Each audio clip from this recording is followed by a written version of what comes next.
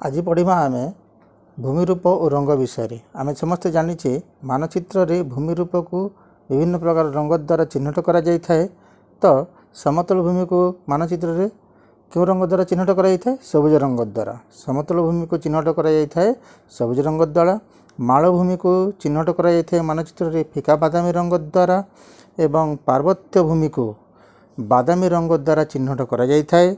मरुभूमि को क्यों रंग रे चिन्हट करा जाय थाए? हलदिया रंग द्वारा चिन्हट करा जाय थाए।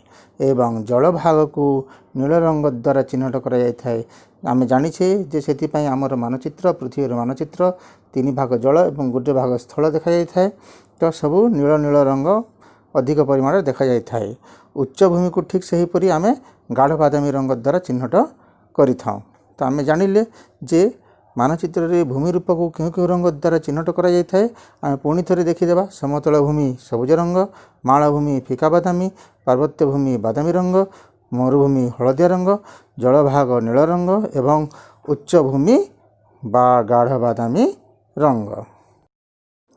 आमे जब नेक्स्ट स्लाइड रे क स्तंभ प्रश्न दियाछि एक स्क्रीनशॉट नै जानतु एवं क स्तंभ दियाछि केतोटी सबुज केतोटी रंग मानकर ना एवं ख स्तंभ दिछि भूमि रूपर ना। याको मैच करिकि आपण मेसेज करंतु आउ जो माने पढिजन तांको व्हाट्सएप करंतु। ओके।